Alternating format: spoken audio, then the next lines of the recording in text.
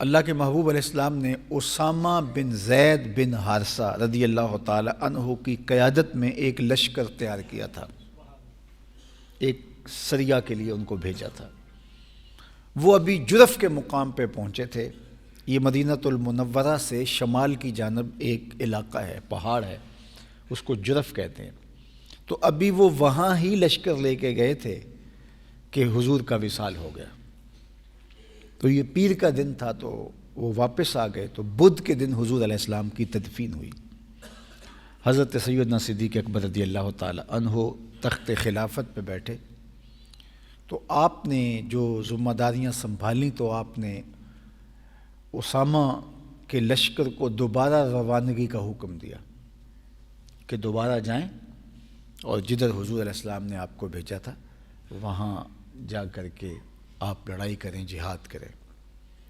تو کچھ کبار صحابہ نے کہا کہ دیکھیں حضور کا وصال ہوا ہے، جتنے بھی اطراف کے قبائل ہیں کہیں ان میں بغاوت نہ اٹھ جائے، تو جنگ کے جو بڑے بڑے سپہ سالار ہیں، تالے آزما ہیں، جو بڑے بڑے بہادر اور دلیر لوگ ہیں، وہ اس لشکر میں شامل ہیں۔ اگر پیچھے سے کوئی مدینے پر حملہ کر دے تو دفاع کیسے کیا جائے گا؟ تو آپ لشکر اسامہ کو کچھ دیر کے لیے موقوف کر دیں تاکہ حالات معمول پہ آ جائیں۔ تو کہ یہ جب خبر نکلی ہے کہ حضور علیہ السلام کا وصال ہوا تو کہیں ایسا نہ ہو کہ قبائل میں بغاوت پھوٹے اور مدینہ المنورہ پہ پیچھے سے حملہ ہو جائے، اور یہ سارے دلیر لوگ تو جنگ پہ گئے ہوئے ہوں گے۔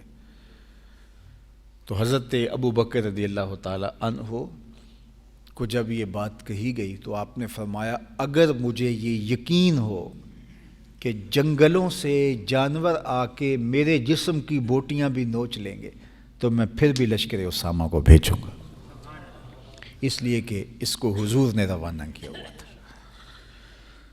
تو صحابہ نے حضرت عمر رضی اللہ تعالیٰ عنہ سے کہا کہ پھر تم حضرت ابو بکر رضی اللہ تعالیٰ عنہ سے اتنا کہو کہ لشکر اسامہ کو ضرور بھیجیے گا، لیکن اتنا کیجیے گا امارت منتقل کر دیجیے گا کسی قریشی سردار کی طرف، چونکہ اسامہ بن زید بن حارثہ ایک غلام زادے ہیں، اور عربوں میں آقا اور غلام کی تمیز بہت ساری ہے۔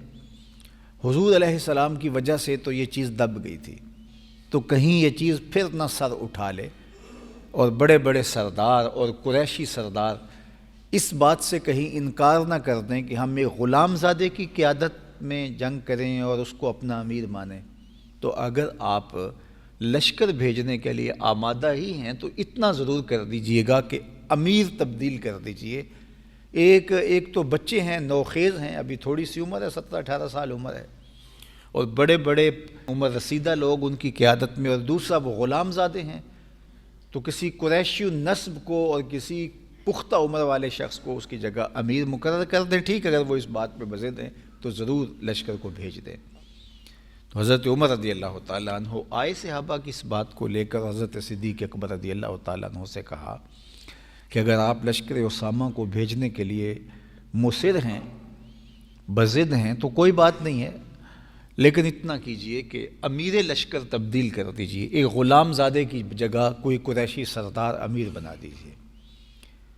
تو یہ بات سننے کی دیر تھی کہ حضرت سیدنا صدیق اکبر رضی اللہ تعالی عنہ کا چہرہ غصے سے سرخ ہو گیا، جیسے انار نچوڑ دیا ہو آپ کے چہرے پہ، اور آپ نے حضرت عمر رضی اللہ تعالی عنہ سے کہا ساکولت امک یبن خطاب، اے خطاب کے بیٹے تیری ماں تجھ کو روئے، استعملہ رسول اللہ وتامرنی ان اعزلہ، اسامہ بن زید کو امیر لشکر اللہ کے رسول نے مقرر کیا ہے اور تو مجھے کہتا ہے کہ میں اس کو معزول کر دوں؟ کہا امیر لشکر حضرت اسامہ بن زید ہی رہیں گے، اور لشکر بھی جائے گا، جس نے جانا ہے جائے، جس نے نہیں جانا ہے ہمیں کوئی اس کی پرواہ نہیں ہے۔ یہ تھا تیقن۔ اب اس تیقن کا نتیجہ کیا ہوا؟ ایک تو جو قبائل پر تول رہے تھے بغاوت کے لیے، ان کو جب یہ پتہ چلا کہ ان حالات کے اندر بھی لشکر روانہ ہوا ہے تو ان کو نفسیاتی طور پہ یہ محسوس ہوا کہ جو ان حالات میں بھی لشکر روانہ کر رہے ہیں تو اس کا مطلب یہ ہے کہ یہ کوئی کمزور نہیں ہے۔ تو خام خواہ ان سے ٹکرا کر کے اپنے آپ کو جو ہے وہ ہلاکت میں ڈالنا ہے، تو وہ بھی وہیں دب گئے۔ اور جس جگہ پہ لشکر پہنچنا تھا جب وہاں پہنچا تو ان کو یہ خبر پہلے پہنچ چکی تھی کہ اللہ کے محبوب علیہ السلام کا انتقال ہو گیا۔ تو انہوں نے سوچا جب ان حالات میں بھی ان کا لشکر آ رہا ہے تو اس کا مطلب ان کا نیٹ ورک، ان کا سسٹم کتنا مضبوط ہے۔ تو ان کے اعصاب کے اوپر ایک خوف طاری ہوا۔ تو اللہ کا فضل ہوا کہ لشکر اسامہ بن زید حضرت اسامہ بن زید کی قیادت میں ہی گیا اور کامیاب ہو کے لوٹا، اور مدینہ المنورہ میں بھی خیر رہی۔ حضرت ابوبکر صدیق کے یقین کی کہانی تھی۔ تو یہ تیقن کا نور تھا جس نور نے ان کو کھڑے رکھا۔ تو یقین کی دولت یہ بندہ مومن کی بہت بڑی دولت ہے۔ اور حضرت ابوبکر صدیق رضی اللہ تعالیٰ عنہ کی زندگی کے بہت سارے ایسے واقعات ہیں، ہم دیکھتے ہیں کہ یقین کے اعلیٰ مقام پہ فائز المرام تھے۔